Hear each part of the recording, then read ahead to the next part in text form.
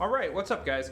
We've been doing so much with the chair lately that I wanted to get all of our chair kicks in one place. So this is the repository of chair kicking drills, all right? And you can do just about every one of our core kicks, just sort of at a basic level without any modifiers. You can improve by using the chair. And when I realized that, I thought, we've got them scattered around a little bit, but let's do all of our chair kicks on, I think I've got a new chair back here behind me, on this red chair right here. And because we're doing all of them, we're not going to do a ton of any one. We'll probably do like 3 of each on each leg, all right? And what we're going to do is start with the classic side kick, chair kick. I think this is sort of the most famous one. And the whole idea is that you have an arm of the chair, a back of the chair, a seat of the chair. It doesn't really matter. You just have to use one of those surfaces appropriate for chambering up, all right? And the reason this is good to have a chair here is it gets your foot out from under your butt. This chamber will lead to a round kick, not a side kick. So I get here, I roll my hip, I punch toward you, I come back to the chair and down. Let's do 2 more on that side. 1, you could even go right to here, and then just repeat, all right? We go to the other side. All right, same deal. Checking my chamber position, rolling my hip, bang, and back, good. 2, and back. Roll, 3, and back, okay. So, side kick, chair kick. Now, round kick is the other one that we always used to do in the classroom when we had our white chairs out there. And what we do is we set the back of the chair so that we can chamber up behind and then come over for a round kick. And this one, like mine right now, is kind of high, but I like that. I like that exaggerated height on that chamber, because most people chamber their round kick like a front kick, and then right at the end, turn it over.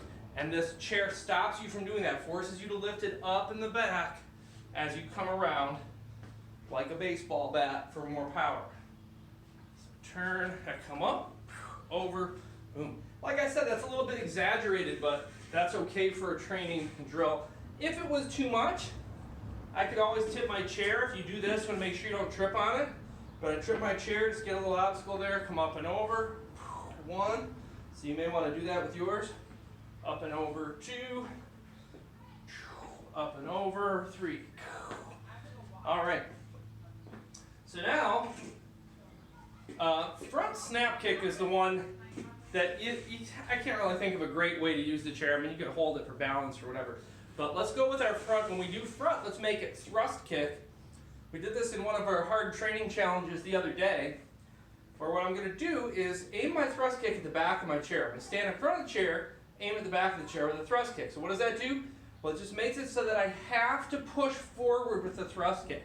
And often you see somebody try to do a thrust kick, it's actually more of a snap kick, but if I do a snap kick, I'll probably catch my foot. So, chambering up, showing this bad guy the gum on my shoe, and then sticking it right on him. Let's do 1 more of those. All right, other foot, up and out, 1, up and out, 2, up and out, 3. Okay, very cool. So you got front round and side there. So how do you use your crescents and your hook kicks on the chair? Well, glad you asked. You've got your hook kick hockey game, and I'm going to illustrate why I think that this kind of chair is actually not the best training chair.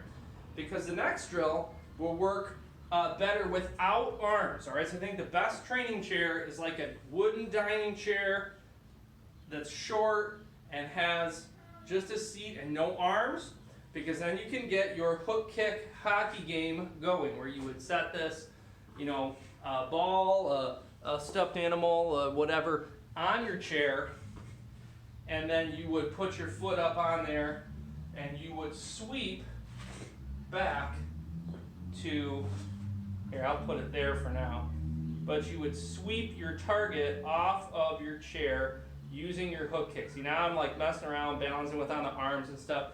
So the arms are not great, but Hook kick.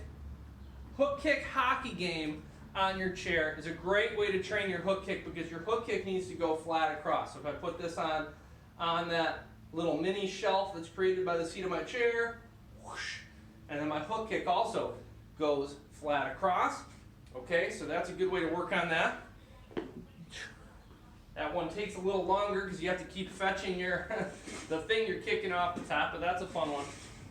And then crescent kicks, you want to just stand behind your chair and you want your circle to go over the top, and then you want to reverse the circle. All right, circle over the top and reverse the circle. I like my chair, so I didn't like my chair a minute ago, but I like it now for this one because it's pretty wide.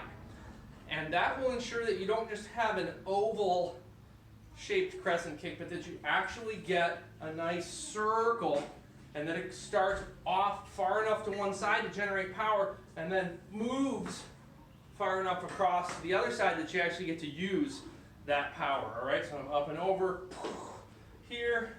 Sound effects are always good, as you know. The other side, go inside and outside with it. Nice job. Axe kick. I would stand in front and just see if you can bring down your axe kick and just give it a tap on the seat of your chair. So instead of committing all your weight and really slamming it, it's good to see if you can I just tap it, because you have to be able to control that when you come down. Remember, that's just half of your crescent kick. So, some of those were better than others, but I think you can legitimately say that it's possible to work on every single one of your base Taekwondo kicks on a chair. And also, a chair is great for slow extension kicking, for balance.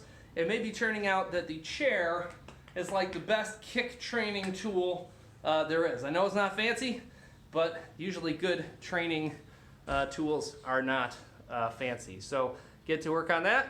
We'll see you next time.